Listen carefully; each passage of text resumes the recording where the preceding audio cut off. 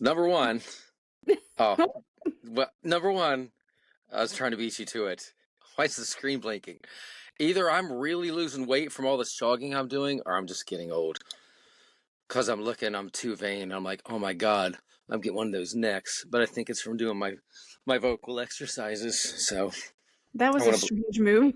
Yes. Oh, I learned that from Jim Seitzer. That guy created the Barbell Band. He's an amazing singer. I think in 1978 he won Mr. Ohio. Jim, correct me if I'm wrong, and he won like a powerlifting title for the United States and another like bodybuilding. He was like one of the first people to do both powerlifting and bodybuilding and win titles. Guy's amazing. No Schwarzenegger and all them. And he taught me this move. So my neck looks like it, but it really strengthens your muscles so that you don't grip when you sing higher. It looks like a strange breakdancing move. That's all I gotta say.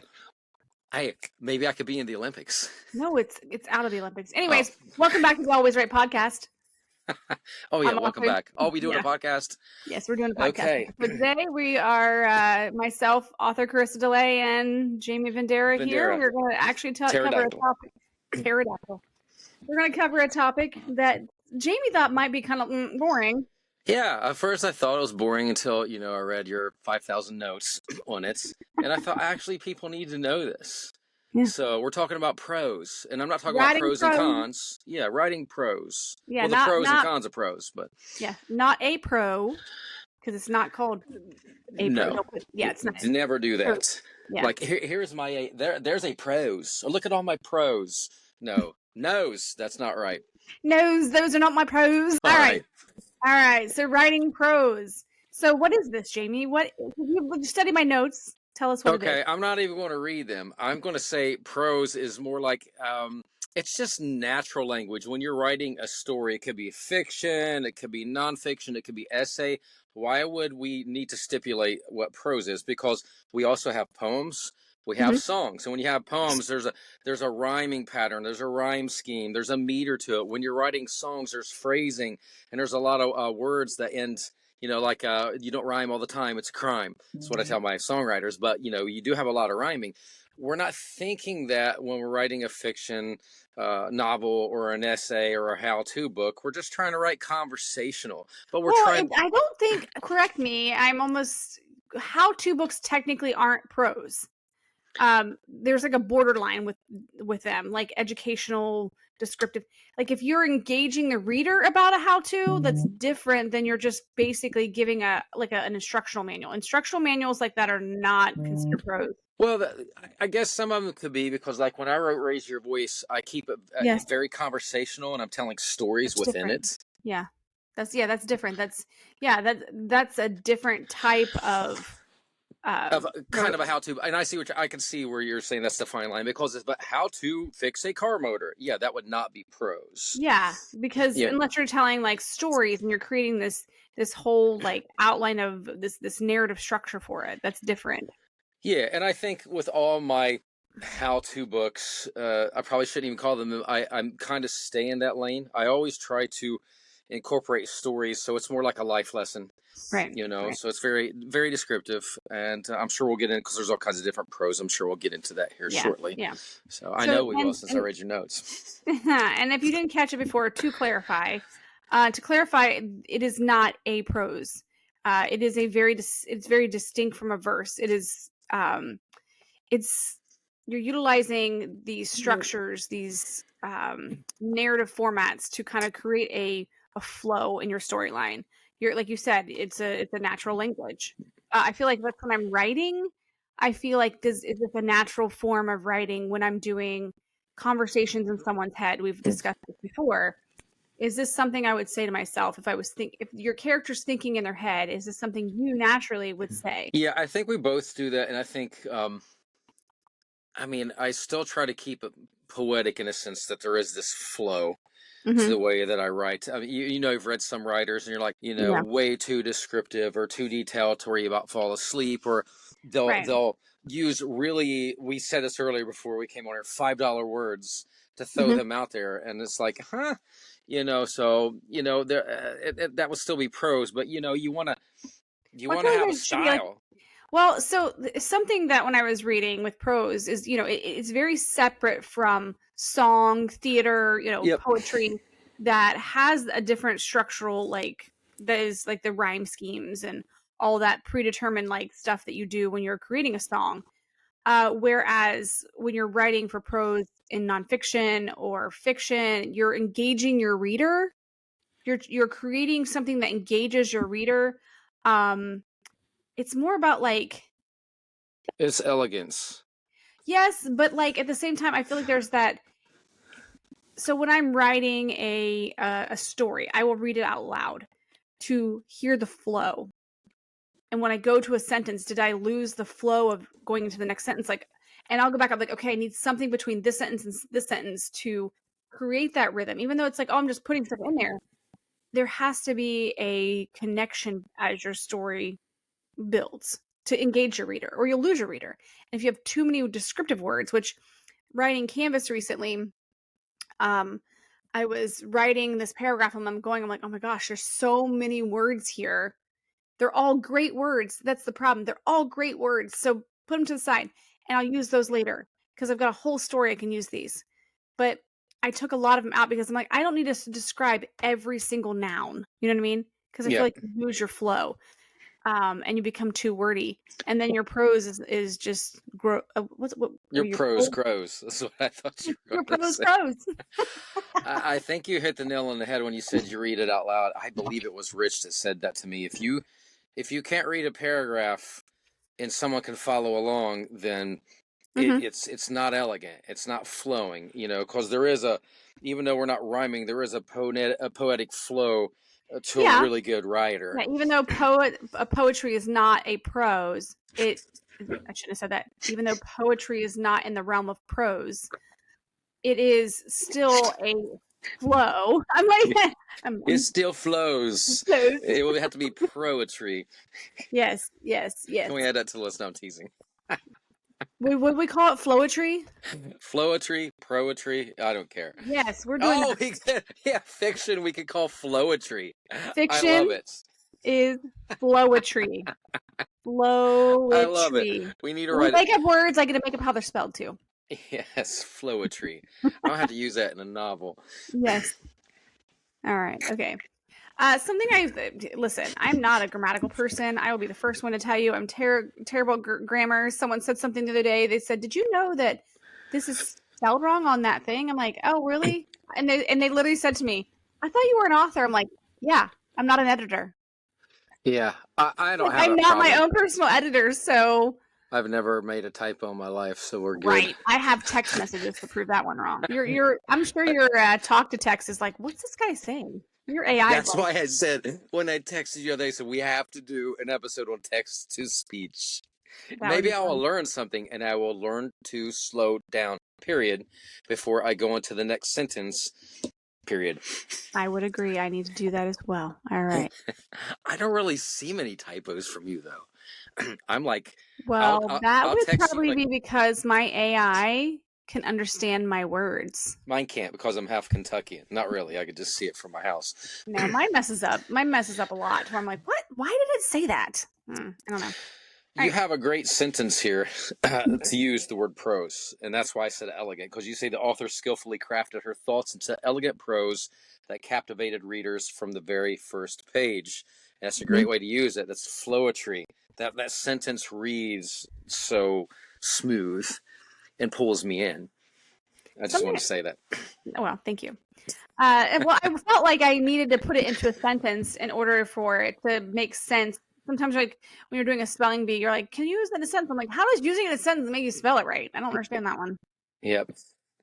I'd be like, at a library, you got any more than prose? So. Yeah. Do you want tic tacs? No, I want prose. So this something I learned while I was researching this is what a mass noun is. Do you know what that is? No, I seen that in there. I was like, wow, it's the first time I've read that. Yeah, I didn't know what a mass noun was, but indicating that you don't have to use it in plural form. So those are the ones that don't have a plural. They're singular and plural at the same time. I didn't even know that's what that was called. Because, people are like, oh, look at them deers. It's not a word. It's look at them deer. Those deer. Yeah. Yeah. Likewise, to refer to multiple prose works. Yes, I'm reading your sentence. You might use a phrase like the collection of prose. So like, would Yeah, that be like if I had, when you go into the library wanting your prose, you would be describing the yes, library of books or yeah, an like anthology of. where are your pros on fiction fantasy? You know, or I would dare you to walk into the library and be like, "I'd like to have the anthology of prose writing, please." uh, I'll film it. And they'll be like, "What?" They'll be like, I just work here. I don't know. There's some pretty smart librarians. Yep. Let's move on to the types. Tell There me, my are. wife wears glasses. That's what I tell her. She looks like a sexy librarian. Shut up. Oh, that's funny. All right. All right. Let's talk about the types. There is the narrative structure. Prose often will tell story or convey information through coherent structures, like we mentioned, including elements like plot, setting, and characters. So you're not doing that in a how-to book unless you're just like when you do yours, it's different because you're giving the point why you are giving this. You're kind of constructively creating this imagery of what's important, and then you're telling a story of how to raise your voice. You're not necessarily this is what you do. Do. Step one. Yep. Yeah. And everyday language. I mean, every day we speak. We're Mm-hmm. speaking in prose, you know, so it's just normal, everyday language, straightforward. It's not poetic. I'm not like, what time shall I chime? I can't even think of any rhyme. That's what I'm talking to you. Hey, I did it! I did Yes. 3 in a row. Didn't make any Yes. sense. No, My rap game is good. that's It must probably be one of those crazy ADHD mornings because I'm can't barely sit in my seat. I noticed that. You got wiggle Yes. worms. Yeah. And I you got think it's because ants I'm in your getting back pants into today. writing. I'm Ants getting, in- yeah. All right. All right. Forms. Yes, so there's a variety of forms. Yes, Yep. so we have, and I kind of put some examples of writing underneath each one of these. I went through and found some examples of these types of forms of prose. So go ahead with the first one. Okay. Expository prose. Mhm. This style focuses on explaining or informing. It's commonly used in academic writing, technical manuals, and journalism. I Right. thought the sentence was going to carry on. That's why I stopped at Oh informing. yeah, no, you're good. I have to swear I've read all this, but it's a lot. It's like, wow, I told her right before we got on here, everybody. I'm like, man, you go so deep into this. I love it. I love it. A modern author known for using expository prose is Malcolm Gladwell. In his books such as Outliers, Blink, and The Tipping Point, Gladwell employs an expository style to explore complex ideas and present theories on social dynamics, psychology, and behavior. His writing is characterized by clear explanations, supported by research and anecdotes to inform and engage readers on various topics. So that's why I was talking about it. Like, you know, it's a lesson within. But it's not like one of those things where it's just giving you a boring. It's engaging your readers. There is a flow to it. It's kind of like when we talked a few weeks ago about my literary review I had to do. There is still a flow to it. You still have to captivate the person on. You're basically reviewing a bunch of stuff you read, is what you're doing. But you have to make it captivating to where the person's like, okay, this is good. This can go towards a research proposal. You have to include that in there. This essay that you're doing and all these research, you still have to make it engaging to the person who's reading that wants to give you the money. Like, is this something I feel like is going to be interesting enough for me to give you a bunch of money for? So there's different because you're not how-toing. There's still a flow to it. Does that make sense? Yes, it flows. Yes. Prose. This one I put in here for you, and the book here, the narrative prose. This utilizes a lot of authors are narrative prose in their novels, short stories, and so novellas. This is where the storytelling comes in. This is where you include your plots, your setting, and your character development stuff. You love me. Yes. You love me. Or you want me to read it? Yes, because this is your guy. I thought she's reading it to me. It's like a bedtime story. Terry Brooks, my favorite fiction author, is known for his work in the fantasy genre, and his prose style predominantly falls under narrative prose. He is well regarded for his rich world-building, engaging storytelling, and the use of descriptive language to create vivid fantasy settings and characters. His genre series, for example, features intricate plots and detailed descriptions that immerse readers in the fictional worlds he creates, combining both descriptive and narrative elements to bring his stories to life. And he's my inspiration for Age of the Sigil. Yeah, I figured that would be a good one. Descriptive prose, and here's the thing. Fun facts. authors can often use way more than one. This is not something that's like you have to stick to one. There is a lot of overlapping, especially when you're creating these mythological worlds and stuff, and you're overlapping creativity with a narration of character setting and plot twists and all these things. Yeah, especially if you're creating something brand new, a dragon language or a new type of monster no one's seen before, or the way the houses were built. I kind of did that in Phoenix Earth. I know when the characters came back to Earth, they had these machines called sifters, and they would find sandy areas like in South America, and they'd plant these machines down on the ground, and they'd vibrate, and the sand from deep would go, and it'd build up and it'd turn into glass and build walls like a solid thick. So I had to describe all of this and create this for that world. And so the descriptive prose, this is where people are basically, this is like what's the word I'm looking for? Like a companion to the narrative prose. You kind of need that descriptive nature to bring the reader in. So this is the aiming towards the reader. This is what you're using to get that reader to like really want to, read more. But you've got to be careful. As we were talking earlier, you've got to be careful with over describing. And you said you just recently watched this, but this book was, I know, pretty big. Yeah. Was Where the Crawdads Sing. I think one of my kids read this by Delilah Owens. And this is a book features richly descriptive language that points a vivid, or does that say points yet? Paints. Yeah. My notes are way far away. Paints a vivid picture of the natural environment of the North Carolina marshlands, serving as both as a backdrop and as the character in the story. So that's really cool.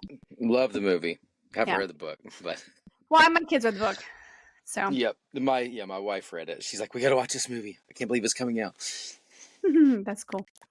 All right, persuasive prose used in this is where you get into the essays, like I was talking about with a literature review and the research projects and things like that. I never thought about it like this, because you mentioned advertisements here. Yes, I mean, think about copywriters and how deep and detailed they go to paint the story to get you to want to buy their products.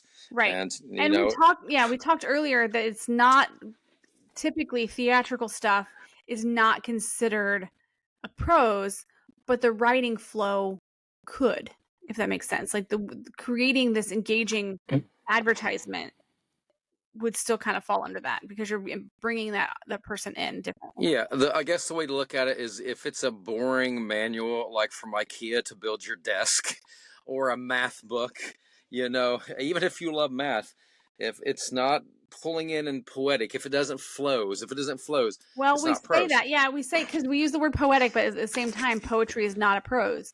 Songs and poetry. Yeah, no, exactly. But I'm like, there's a flow. There is like you said, like when you read a sentence, if it's stuck, and it drives you nuts. There's too much. Like you said earlier, we work with authors, helping them along, and some of them are so over descriptive. I was in the beginning, and luckily we have Rich, and he's like really edited me down, and you can be too much to where it's just doesn't pull the reader in. It's got to have a flow to it. So I guess I should quit using the word poetic and use flow. Floetic. Floetic. we came up with that earlier, right? No, that was floetry. All right, floetic. Floetry. We need it. We're going to have an Always Write podcast dictionary. We are. We're actually going to write an Always Write book. Yeah. And many volumes, and we will use all these words in there. Yeah. Okay, so something that I did here was I did two underneath of the persuasive prose because the first one is Sapiens, A Brief History of Mankind. This one is by Yuval Noah Harari. So this is one the Ferrari. I don't know. Yes. Close enough. I hope I'm not butchering this to the point that it's offensive. Yes, I don't want to offend anybody. But the author uses persuasive prose to present the interpretation of human history, and it compels the readers to consider a look away from the conventional understandings and maybe the societal views of the world, and say maybe this is another idea. And this is where I put prose where before the world was lost. So it's non-fictional persuasive prose where I'm trying to show you a different view. You don't have to take it. It's just a different view using some of the pseudosciences and some of the fringe science stuff that's out there. So, and then Bad Feminist. This seems like something that would be fun to read. By Roxane Gay. This collection of essays employs persuasive prose that discuss feminism, culture, and identity, inviting readers to engage with and reconsider their perspectives of these issues, which I feel like specifically to religion, I think everybody should learn all religions, not because you're trying to persuade them to become a religion, but so you understand others to have a better I feel like you would coexist better. The more I read in my religious studies class about other religions, the more I find like beauty and harmony in humanity. And the ones who aren't willing to like do that, I'm like, sorry. Creative prose. This is found in various forms of creative writing. This style is characterized by unique voice, imaginative use of language, and innovative structure. I don't want to create a new word there. You chose Circe by Madeline Miller. Madeline Miller. What is wrong with me today? I'm telling you, I need Ritalin. What is wrong with us every day? What are you talking about? Miller reimagines the life of the mythological figure Circe with poetic and lyrical prose, blending ancient mythology with modern sensibilities to create a vivid and immersive story. So if that's the case, like, would like the Percy Jackson books that are bringing like the Norse or the gods like Zeus and everybody back, would that fall into creative prose? Yeah, well, I mean, that's the thing. Like I said, a lot of times authors will use more than one. When you're doing that, when you use the creative prose, because you're using some of these mythological things, you're world building, you're taking historical fiction, stuff that's not true, but making it like this happened in history and now this is happening in the foreground. Yep. Yeah, you're doing that. This is where kind of I'm doing with Canvas now with the historical fiction, changing some of the. Yeah, I know. I'm not giving it away.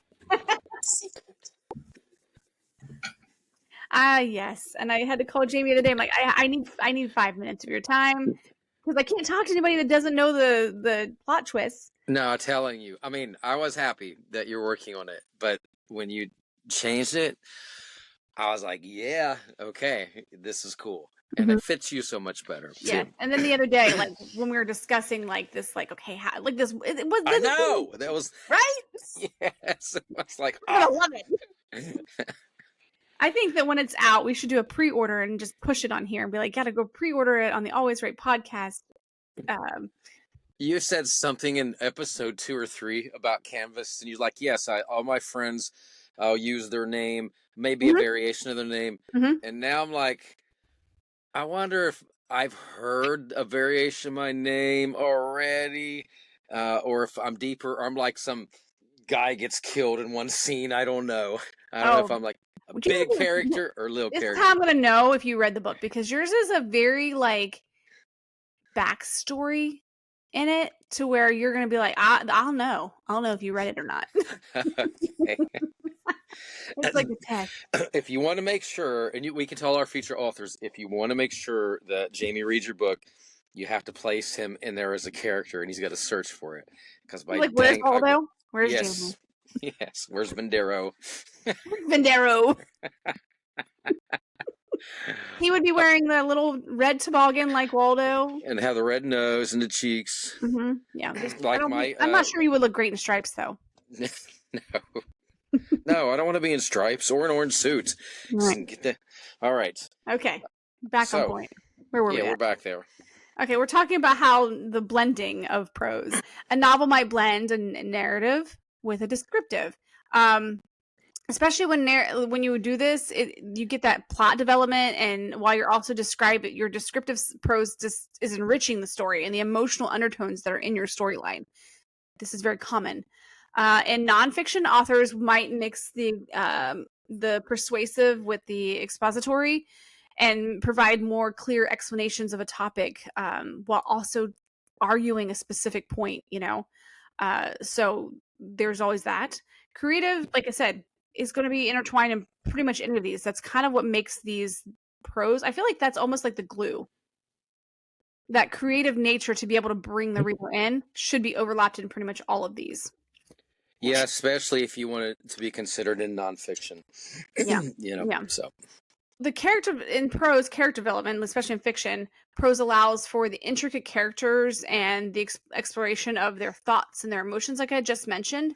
Well, I find that when I'm writing, that I almost have to take a note and remind myself what type of person they are so they don't all become the same person. You know what I mean? Yep. You want to make sure. And I remember when someone had told me in Crystal Gate, they're like, oh, I know that this character had a very distinguished tone. Like they sounded very like they weren't. No, it wasn't Crystal Gate. It was Canvassed. Actually, one of the people who's read the first chapter, she said one of the characters when he would speak to the victim, he had a very professional sound. Like he didn't sound like he was just some whoever. Yeah, he wasn't insane. He wasn't, bless you, he wasn't some insane murderer. Right. There was intention. Yeah, Bless you. Like he sounded way Bless more you for the third sophisticated. time. Thank Because you. I know it's going to come. I feel it. It's there. I'm trying to hold it in. Length and complexity with prose. Do you want to go over that one? Yeah, prose can vary in length from short paragraphs to lengthy novels, and it can exhibit varying degrees of complexity based on the author's intent. If any of you follow me on Instagram, of course, I know we share it with Karisa and Always Right. I'm like talking about every episode. Just started this, and I have a descriptive paragraph, and if you read it, it flows. It's flowetry. It's floetic. I do it. Hashtag floetry. Yeah. So the way I write it, it's like, hey, here's a tip from this episode of Always Right. There's more in there, but yeah, writer's blocks. I did that for you, I know.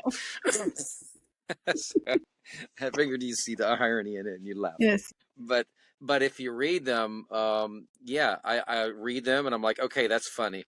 It's it pulls you in. Plus, I'm giving you a tip, but it's got that flowetry to it. So, and it's only a couple paragraphs. Yeah. Whereas Phoenix Earth is a couple hundred pages long or whatever it is. Not that long because I write short books. Right. So there we go. While we're on these topics of examples, let's talk about some non-examples. Let's talk about some things that people can get an idea of what is not a writing prose. There once was a man from Nantucket. That poem is not prose. Yes. Poetry, like we said, poetry is often, it has form, it has structure, it has meter, it has rhythm. It's basically, it's almost like, what was that in the Olympics? It was the power walking. What? Oh, you've got to watch the power walking. It makes it look like everybody has to go poop. No, it's like.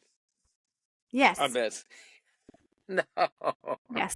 I'm like, is it going to be in the next Olympics? I don't even know. It was like you're not running, so you're technically not singing with a poem, but so that's a borderline. You're not singing, but you still have the rhyme schemes. You still have that. You're still distinguishing yourself from prose. So like sonnets, haikus, things like that. I remember writing haikus when I was in school. There was the 535 and the 575? Yep. Yeah. Haikus, so what I just learned from you. Haikus and tankus. What I just learned from you is power walking is not prose. Right. Correct. Power walking, running is not a pro because running would be singing. So songs are not prose. Bullet points are lists, like these are basic. Of course, these are just brief fragments. Your outlines. Outlines are not prose. They're like your pre-prose. Yeah. Or your outlines are pre-prose. Scripts, for plays, screenplays, dialogue, stage directions. They're just formatted differently. They're made for performances, and they're read like they're not read like a book. Much different. We definitely need to do, and we've talked about doing, an episode on screenwriting. Yeah, because someone that knows someone. Yep. I know a guy. Yes. Text messages. We know my text messages aren't prose. They're cons. They're horrible. So, or social media posts. But I just said that.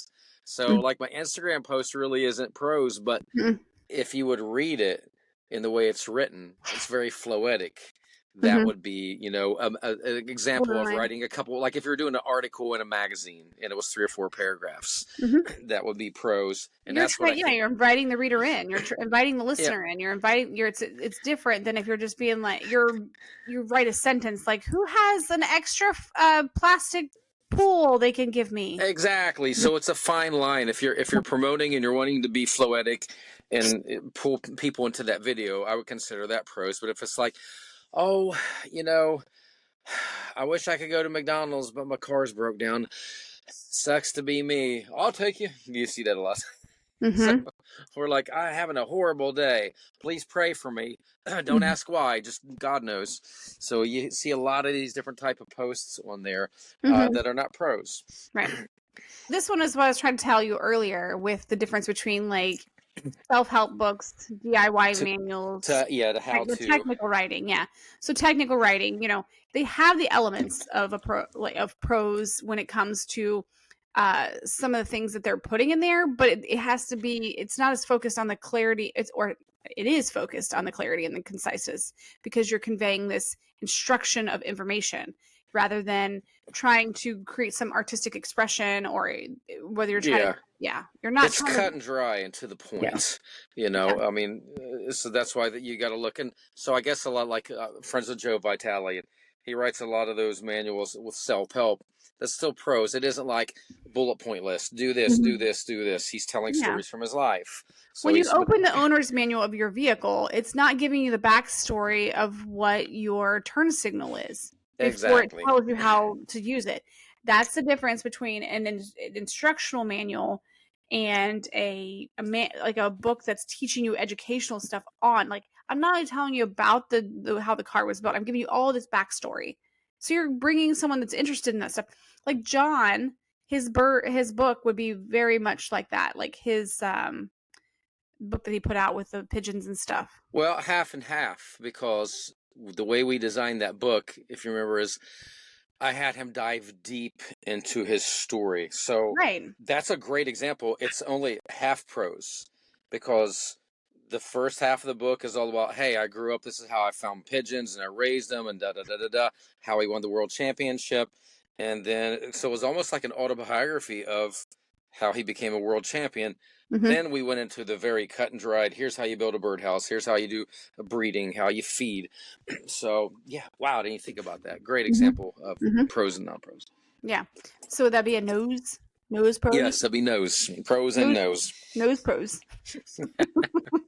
So, what about if you want to decide the prose style for a story?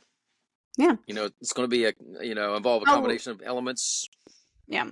We've talked about doing an episode where we revisit AI, and one of the things that I have discovered in AI writing tools, and I went through several of them. We've discussed Grammarly and Studowrite and a few that we've experimented with, but what I have found is something that it wants to know is to identify your prose.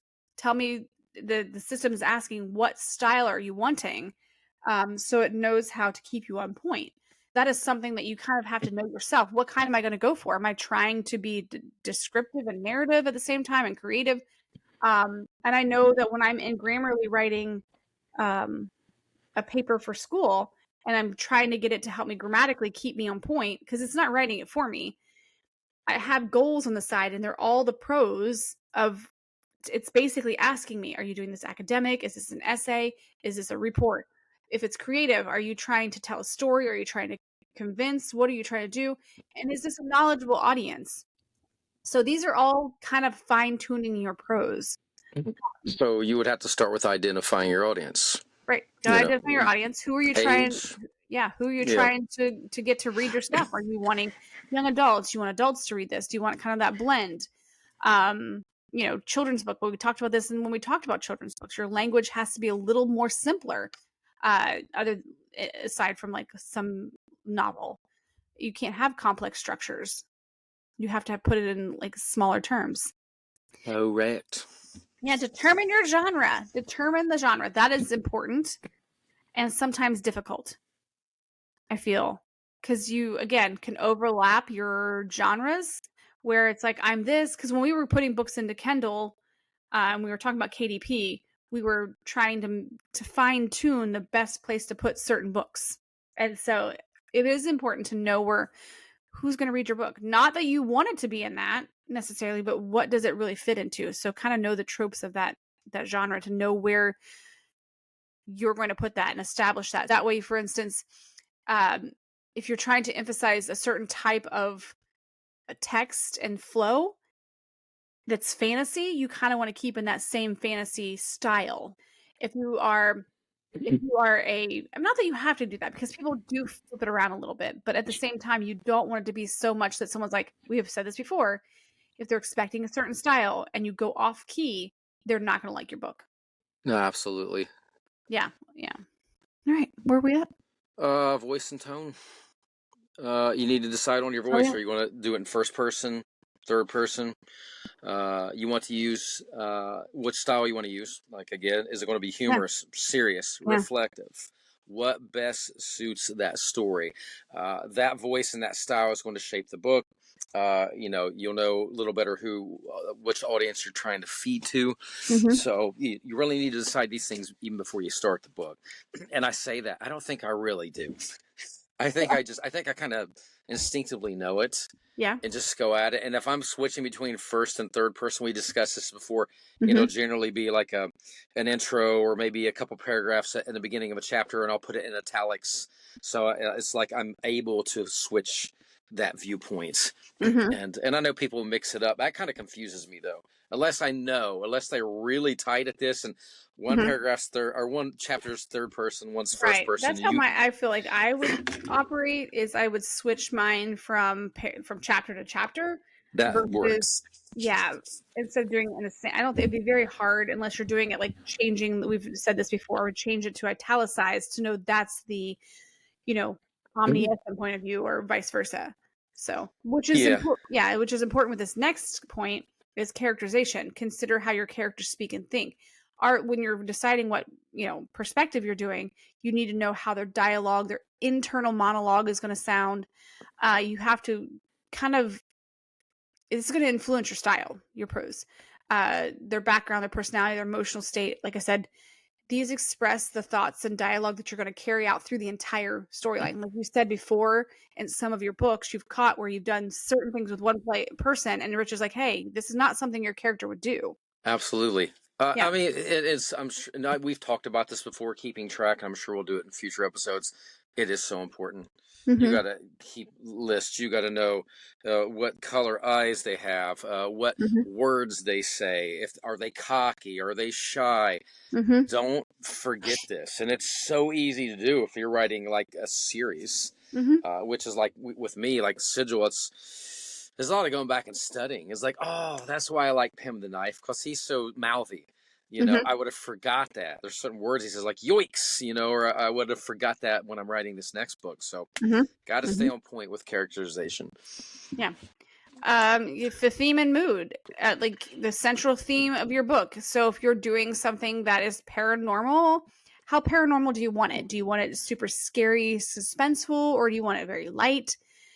Kind of make sure the prose align with the mood that you're trying to invoke on your readers. This, I feel like this is something that I'm going through right now with Canvas, where I'm switching gears, because in the beginning you have this. I could talk about this first chapter. This first chapter is not going to give away this story. This first chapter, when I was doing it, the just the basic realistic, fiction, um, you have this woman who is waking up to this beautiful sunset. All's well. You're like, this is great. It's beautiful, descriptive of like this sunset over this Cleveland skyline. And then I'm taking you along. You're hearing her inner monologue, and then she realizes, oh my gosh, what have I done? I've got sleep paralysis. I can't move. And like these things are happening, and she's like, okay, I can't move. Okay, this is starting to freak her out. You feel her. You're reading her heart's pacing. You're feeling the sensation of her getting scared, and then she hears someone behind her in the room. You're like, oh my gosh, there's someone in the room. She's been kidnapped. Oh my gosh, what's happening? So you're going through all this. You're not getting very much interaction from the other character other than the words. They're very cryptic.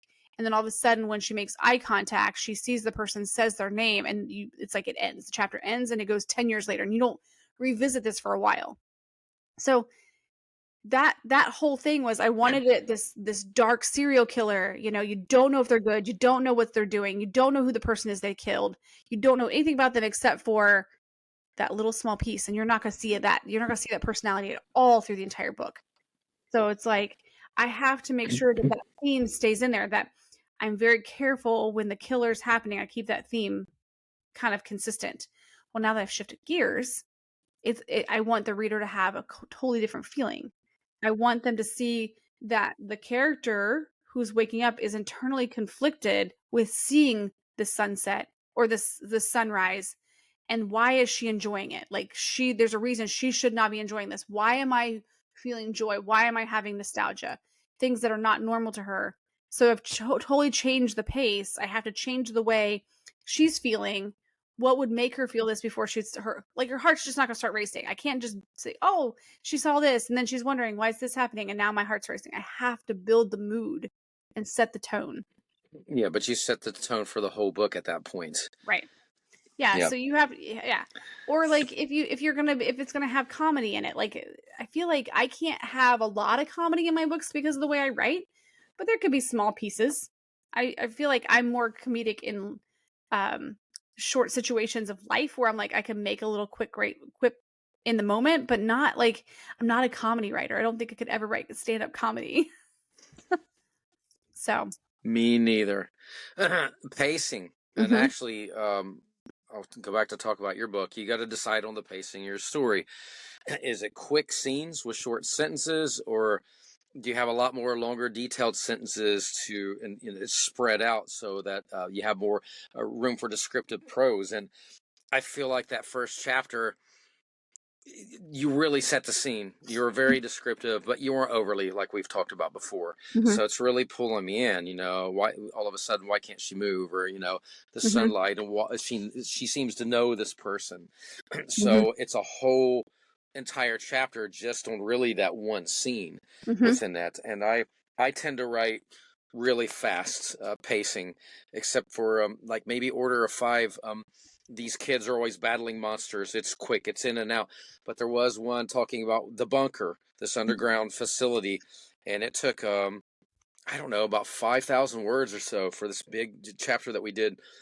And it was so descriptive, going through. So you felt like you were in this underground bunker. You knew how long it was. You knew where the secret sections were.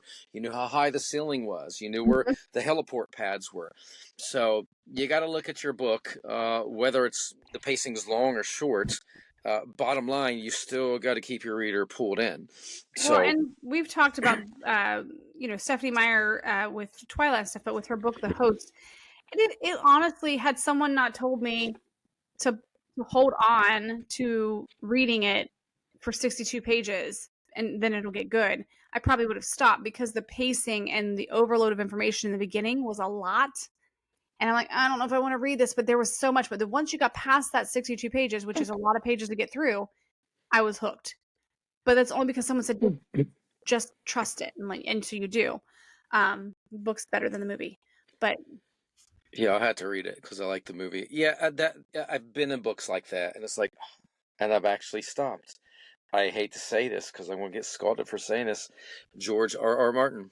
I tried. I mentioned this before. I've tried to read, and I love the TV show, except for the last half of the season.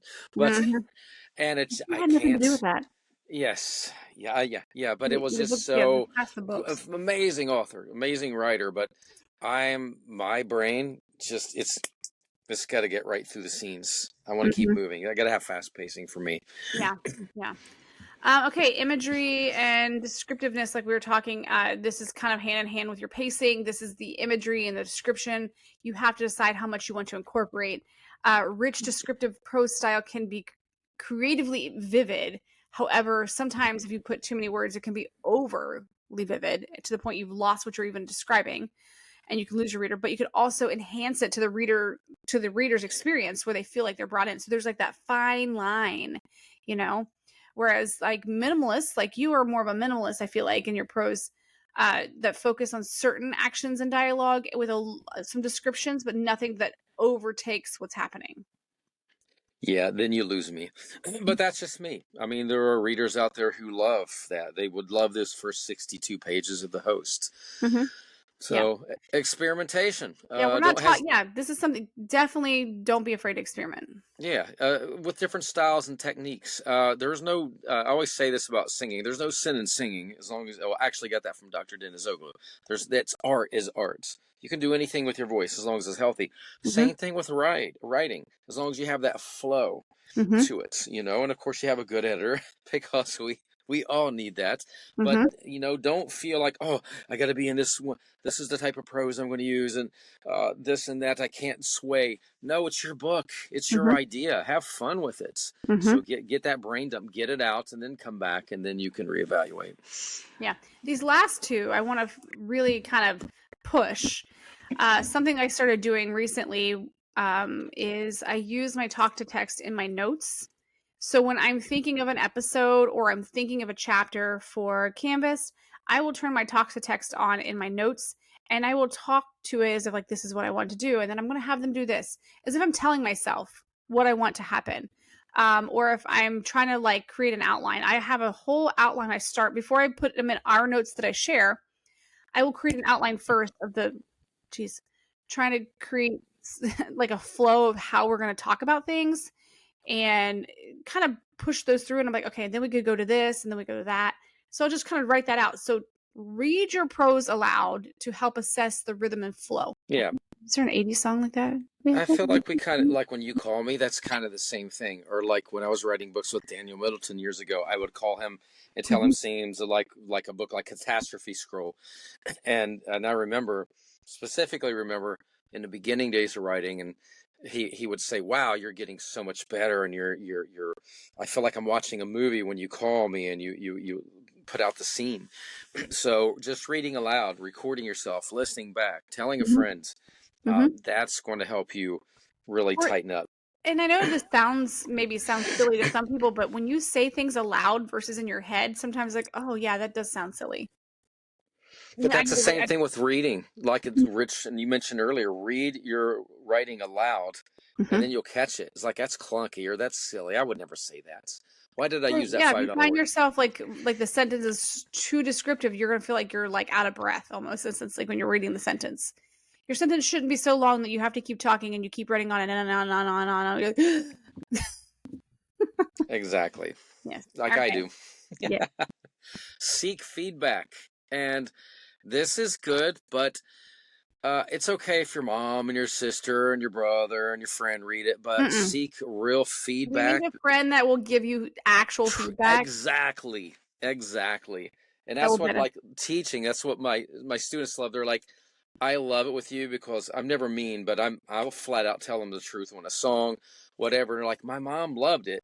And I'm like, yeah, but that chorus is not working, so you can't count on your siblings or somebody. There's the opposite end. There are people who are going to be jealous. You don't write, you can't write a book. That sucks. That doesn't sound good. We know that. So find somebody you trust. So being a stylist, you learn to feel people's face expressions. You learn to understand what their facial expressions mean. I don't turn anybody around until I'm done with their hair, and so I can see that expression. So I know, okay, like, are you feeling it? Are you not feeling it? What do you don't like? Like, what's your feelings? How about tattooing expressions? I don't really care. It's permanent now. I'm kidding. Yeah, but during, well, I'm going. No, if you're gonna whine, that's a whole other now. I just did that to entertain you. Mm-hmm. Because we know who whines when they get their tattoos. Yep, not me. Just I only kidding. whined in front of you. Never did it in front of Danny or anybody. We were Well, live, if you did Facebook it, Live. yeah. I had to make it entertaining. But so what I find is, oh my gosh, I can tell when someone is not liking what I'm describing. So if I'm telling them my story, what it's about, I get that whole like, I'm already lost. I'm still lost in what you're talking about. Like when you're trying to describe your story, what's going on to go in the back of your book or what you're writing, sometimes people are like, oh yeah, that's cool. Or sometimes like, oh, that sounds really interesting. I think I would read that. So it's kind of like you that feedback. You can almost feel their energy, like kind of getting disinterested. You know what I mean? My gosh. I was just seeing if you could tell. You lost me. No. Well, if you were paying attention, I said you get to close this episode out. Oh, no. I will never play around with you again. Okay, so your prose is part of your writing style. It's something that incorporates your tone, your voice, your pacing, your flow, and more. And it is uniquely yours. That's why you love certain authors. You may not realize it, but they do. They have a certain writing style, a certain pacing, a certain tone. Or even people in that genre. That's why you like that genre, because that is the pace and the flow that you like. Yes, you love that world, that descriptive world building. So, hopefully you have a better understanding of prose. And I guess I got to close this episode. Yes, you do. We are the Always Right Podcast, and you can find us at allwayswritepodcast.com. We got all these little buttons at the bottom, whether you want to listen and watch us on Spotify or YouTube or Apple Music or wherever, because there's a bunch of them. I don't know them all, but they're there. Well, it's not on Apple Music. It is on Apple Podcasts, though. That's what I meant. Apple Podcasts. That's why you couldn't let me close these. Yes. All right. Now you're done. No, you know what? All jokes aside, I love doing this podcast. We have so much fun, and every week Karisa reaches out to me and we throw ideas back and forth, like, what about this episode? What about this? And we come up with ideas, and we want to hear from you. We want to know what you want us to cover. And if you're an aspiring author or if you're a published author, reach out to us. We love to interview authors. We like to get your take on your writing style so that you can help enrich, our listeners as well. Yes, and we believe in a community that helps authors, not destroys authors. Yeah, absolutely. And if you have any questions, just email us at allwayswritepodcast@gmail.com, and we will definitely get back to you. And as always, we have blast in these episodes. Thank you for being here. And I am author Jaime Vendera. And I'm author Karisa DeLay. Thank you for listening, and always write.